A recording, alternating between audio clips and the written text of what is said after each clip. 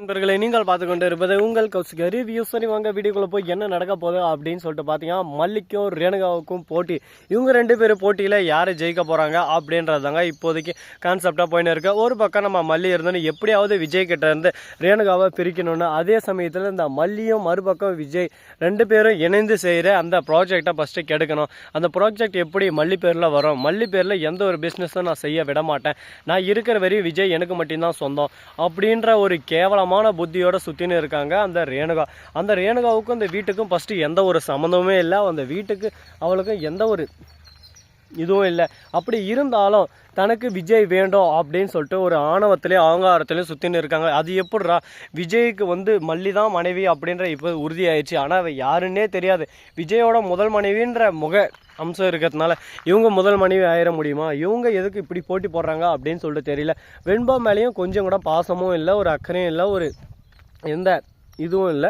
அப்படி இருந்துக்கிட்டும் இவங்க ஏன் இந்த மாதிரியெல்லாம் கேவலமான வேலையை செஞ்சுட்டு இருக்காங்க அப்படின்னு சொல்லிட்டு உங்களுக்குள்ள ஒரு கேள்வி வரும். என்னங்க பண்ணுறது, அவங்களுக்கு பணம் பத்தும் செய்யும் பாதாளமும் பாயும் அப்படின்னு சொல்லிட்டு சொல்லுவாங்களா, அதுக்காக தாங்க இந்த மாதிரி பண்ணிருக்காங்க. அந்த பணத்துக்காக விஜய்கிட்ட எந்த அளவுக்கு முடியுமோ அந்த அளவுக்கு ஒரு பக்கம் நெருங்கி விஜயை தன் கணவனாகிட்டா அதுக்கப்புறம் நம்ம வாழ்க்கையில் எந்த ஒரு கஷ்டம் இருக்காது. ஏன்னா ரேணுகா இது வரைக்கும் செஞ்சுருக்கிற தப்பு 1 இல்லை 2 இல்லை 3 இல்லை, ரவு கூட சேர்ந்து பல தவறுகள் திருட்டுகள் எல்லாமே செஞ்சு வச்சுருக்காங்க. இதனால் எந்த பக்கம் போனாலும் அவங்க மாட்டிக்கிறதுக்கு வாய்ப்பு இருக்குது. ஆனால் விஜயோட மனைவி அப்படின்ற ஒரு அங்கீகாரம் இருந்தால் யாரும் அவ்வளோ சீக்கிரம் கிட்ட நெருங்க முடியாது. கதிரேசன் மகன் இருந்தால் இன்னும் ஒரு பெனிஃபிட்டாக இருக்கும் அப்படின்னு சொல்லிட்டு திங்க் பண்ணிருக்காங்க. இது ஒரு நல்ல சுவாரஸ்யமான விஷயமா இருந்தாலும், ஆனால் உண்மைகள் தெரிய வந்தால், உண்மைகள் வெளியே வந்தால் இதுக்கப்புறம் எந்த ஒரு விஷயத்தையும் மூடி வைக்க முடியாதுங்க. எவ்வளோ நாள் தான் மூடி வைக்க முடியும் சொல்லுங்கள் பார்க்கலாம். இன்னதான் ஒரு பக்கம் நம்ம இனிப்பை மூடி வச்சாலும் அந்த இடத்துக்கு கண்டிப்பாக எறும்பு சுத்த தான் செய்யும். அந்த சமயத்தில் ஒரு செகண்ட் எல்லாத்தையும் தலைகீழ மாற்றி விட்டுரும். அந்த ஒரு செகண்டை தான் பயன்படுத்தி தான் நம்ம ஒரு ரேணுகா இருந்துன்னு எப்படியாவது விஜயை கவுத்துடணும் அப்படின்னு சொல்லிட்டு நினச்சின்னு இருக்காங்க. ஆனால் அந்த இடத்துல நம்ம மல்லி இருக்காங்களா, அவங்க இருந்துன்னு ரொம்பவே ஒரு பக்கம் கேர்ஃபுல்லாக இருக்காங்க. எப்படி எந்த இடத்துல எந்த நேரத்தில் என்ன செய்யணும், யார் என்ன பண்ணுவாங்க அப்படின்ற ஒவ்வொரு விஷயத்தையும் யோசிச்சு துல்லியமாக அவங்க காய நகர்த்தின்னு இருக்காங்க. அதனால் அவ்வளோ சீக்கிரம் விஜயை நெருங்க முடியாது நம்ம ரேணுகாவில். சரி, இந்த மாதிரியெல்லாம் ஒரு பக்கம் இருந்தாலும் அதே சமயத்தில் மறுபக்கம் என்ன நடக்குது அப்படின்னு சொல்லிட்டு பார்த்தீங்கன்னா, நம்ம மல்லி இருக்காங்களா, அவங்க இருந்துன்னு கதிரேசனுக்கு ஃபோன் பண்ணுறாங்க. எதுக்காக அப்படின்னு சொல்லிட்டு பார்த்தீங்கன்னா, இந்த மாதிரி வீட்டில் நிறைய தடங்கள், நிறைய இன்னல்கள், நிறைய சிக்கல்கள்லாம் வந்துட்டு இருக்குது. இந்த ஒரு தருணத்தில் இங்கே ரேணுகா இருக்கிறது நல்லா இருக்காது, அதை யாருமா நீ சொல்கிறதுக்கு அப்படின்னு சொல்லிட்டு நம்ம கதிரேசன் கேட்பாருன்னு சொல்லிட்டு பார்த்தா, கதிரேசன் சரிம்மா நான் கூட்டிகிட்டு போயிடுறேன், இன்னும் ஒரு 2 நாள் கழித்து கூட்டிகிட்டாரேன் அப்படின்னு சொல்லிட்டு ஓப்பனாகவே சொல்லிடுறாங்க. உடனே நம்ம மல்லிக்கு ஒன்றுமே புரியல. கதிரேசன் எதனா வாக்குவாதம் ஆர்கியூமெண்ட் பண்ணுவாருன்னு சொல்லிட்டு நினைச்சாங்க. ஆனால் எதுவுமே நினைக்கல. ஏன்னா நம்ம விஜய் பண்ணுற ப்ராஜெக்ட்டு எல்லாருக்கும் தெரிஞ்சிருக்கு. ஆனால் இதை ரேணுகாவும் மறுபக்கம் ராஜேஸ்வரியும் சேர்ந்து இதை அழிக்கணும்னு சொல்லிட்டு முடிவு பண்ணுறத கரெக்டாக நம்ம கதிரேசன் பார்த்துறாரு. அதனால் இந்த வீட்டில் இருக்கிறது கரெக்டாக இருக்காது. மாப்பிள்ளை மல்லி சொன்னதில் எந்த ஒரு தப்பு இல்லை, மல்லி சொன்னது கரெக்டாக தான் இருக்குது, ஒரு 2 நாள் நீங்கள் ஃபஸ்ட்டு ப்ராஜெக்டெல்லாம் முடிங்க, அதுக்கப்புறம் நான் அழைச்சிட்டு வரேன் அப்படின்னு சொல்லிட்டு ஓப்பனாக சொல்லிடுறாங்க. என்னடா இது, நம்ம கதிரேசனுக்குள்ளே இந்த அளவுக்கு ஒரு அக்கம் நல்ல மனசா, நம்ப முடியலையாப்பா, நம்ப முடியலையே, நம்பாத ஒரு விஷயமா இருக்கேன். இந்த மாதிரி ஒரு விஷயத்தை கேட்கும் போது தாங்க நமக்கே ஒரு பக்கம் ஷாக் ஆகுது. ஓ கதிரேசா, உனக்குள்ளே இந்த அளவுக்கு ஒரு பக்கம் நல்ல மனிதன் இருக்காரா அப்படின்ற மாதிரி ஒரு பக்கம் ஷாக்கிங்காக தான் இருக்குது. இருந்தாலும் கதிரேசனை மாதிரி தங்கமான ஒரு அருமையான மனசனை பார்க்கறதுன்றது அரிதான ஒரு விஷயம் தான். இந்த அரிதான விஷயத்துலையும் எளிதான ஒரு விஷயத்த செய்ய போகிறாங்க. அப்படி என்ன விஷயம் செய்ய போகிறாங்க, என்ன விஷயத்த சாதிச்சு காட்ட போகிறாங்க அப்படின்னு சொல்லிட்டு பார்த்தீங்கன்னா, அதுக்கு முன்னாடி உங்களுக்கு ஒரு இம்பார்ட்டண்டான விஷயத்த சொல்ல பாருங்கள். அது என்னன்னு சொல்லிட்டு பார்த்தீங்கன்னா, நம்ம குணா இருக்கார்ல, அவரை நம்ம ராஜேஸ்வரி விலை கொடுத்து வாங்கணும்னு போகிறாரு.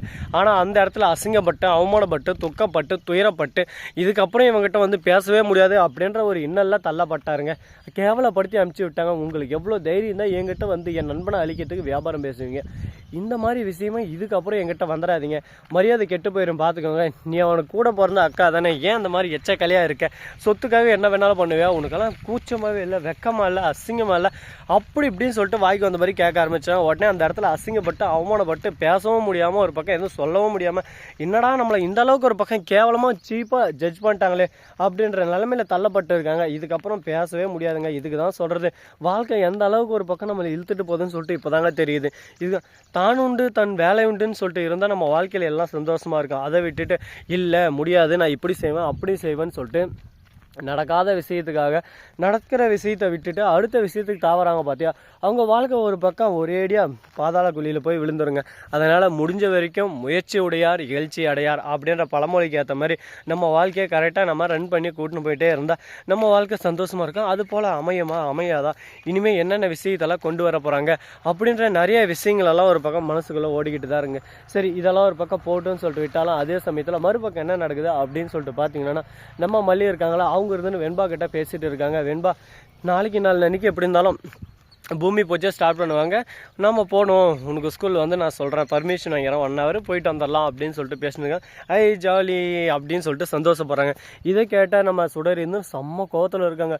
என்னை விட்டுட்டு பூமி பூஜையா, இதை எப்படி நான் நடக்க விட்டுருவேன், நான் இருக்கிற வரையும் இதை நடந்துருமா அப்படின்னு சொல்லிட்டு ஆணவத்துலேயும் அகங்காரத்துலேயும் நினச்சிட்டு இருக்காங்க. ஒரு பக்கம் சுடரே உன்னோட எண்ணம் எல்லாமே எனக்கு புரியுதுமா, எப்படியாவது பூமி பூஜையை நிறுத்தணும், நீ அதில் ஜெயிக்கணும், உன் பேரை அங்கே வரணும், அதுதான் உன்னோட ஆசை. ஆனால் அதெல்லாம் நடக்க போகிறதில்ல, இனிமேல் உன் பருப்பு வேக போகிறதில்ல, இனிப்பே அந்த இடத்துல நம்ம மல்லி தான் கெத்து காட்ட போகிறாங்க அப்படின்ற விஷயத்த நான் அடித்து ஆணித்தனமாக சொல்ல தான் போகிறேன்.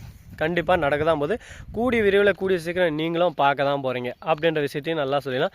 ஸோ நண்பர்களே, இந்த வீடியோ பிடிச்சிருந்தா லைக் பண்ணுங்கள், கமெண்ட் பண்ணுங்கள், ஷேர் பண்ணுங்கள், டிண்டிங் பெல்லை தட்டி விட்டு போங்க. அப்போ தான் நான் போகிற அடுத்த வீடியோ உங்களுக்கு உடனுக்குடன் நோட்டிஃபிகேஷனில் வந்து கொண்டே இருக்கும். மிக்க நன்றி, தேங்க்ஸ் ஃபார் வாட்சிங், டாடா, see you, நன்றி, வணக்கம், வந்தனம், வருக தருக.